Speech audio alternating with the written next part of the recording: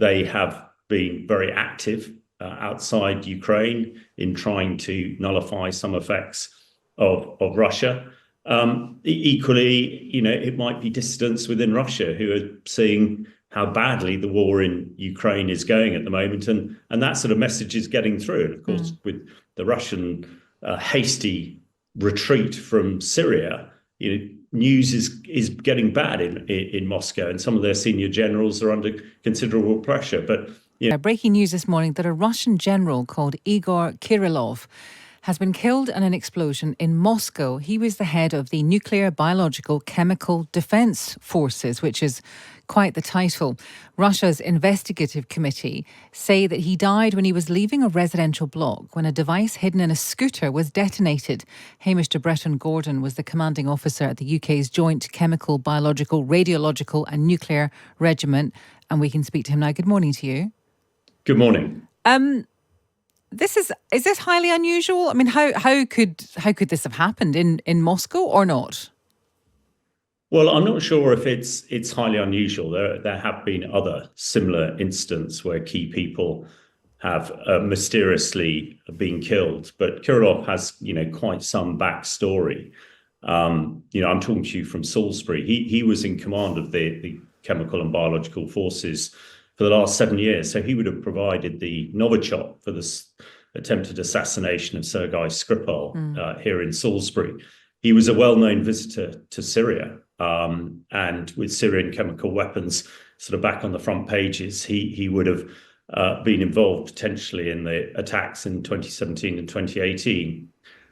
Mysteriously, he was also involved in sending troops to Italy at the beginning of the COVID outbreak. And the French investigative news agency Open Facto published a report on his involvement in a biological weapons program in Russia. But I think most significantly for this is the extensive use of chemical weapons in Ukraine at the moment.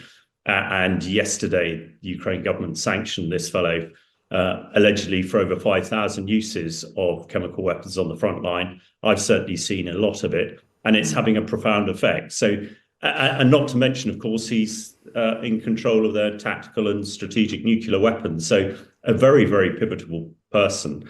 And as you say, frontline news that he has died in Moscow this morning. So who might be behind this then? Well, I suppose the obvious finger points at the Ukrainian Secret Service. They have been very active outside Ukraine in trying to nullify some effects of Russia. Equally, it might be dissidents within Russia who are seeing how badly the war in Ukraine is going at the moment, and that sort of message is getting through. And of course, with the Russian hasty retreat from Syria, news is getting bad in Moscow, and some of their senior generals are under considerable pressure. But this guy who has caused so much horrific pain with the use of the chemical weapons that Russia has produced is going to be a key target. And the use of chemical weapons in Ukraine is having a profound effect. Although these are riot control agents, they are designated as chemical weapons. And really the only advances the Russians are making, particularly in the Donbass, is the industrial use of all these chemical weapons. So, yeah, one could see why the Ukrainians might want to neutralize him. Can you explain how Vladimir Putin will kind of view this news, this story, the fact that everyone knows about it, that there's quite a lot of detail actually about what happened. He was leaving a residential block. There was a device hidden in a scooter. It was detonated, we think, by remotely. Because all those details coming out, as opposed to being suppressed or partially suppressed, demonstrates that Russia and some of its generals are vulnerable. Well, absolutely. I mean, there is too little information is sometimes very dangerous, and the fact that we seem to know this so quickly, if one was overly Machiavellian about it, it might well be that this guy had run out of usefulness, but who knows? But I think generally it'll be another huge embarrassment to Putin that on the doorsteps of the Kremlin, one of his very senior and probably most important generals at the moment has been taken out. So yeah, and unless there's more to come from this story, and unless he was planning a coup to get rid of Putin, which is not beyond the bounds of possibility, but unlikely.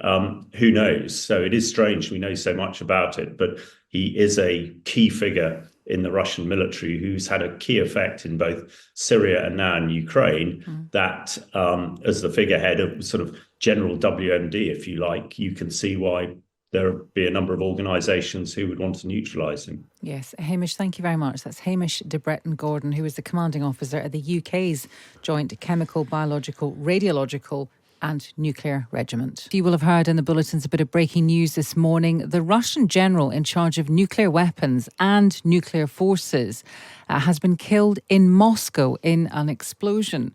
Just take that in, an explosion in Moscow, not anywhere else. Lieutenant General Igor Kirillov, he was the head of the Russian Nuclear, Biological, Chemical Defence Forces. He was killed in the early hours of this morning, leaving a residential block when a device hidden in a scooter was detonated.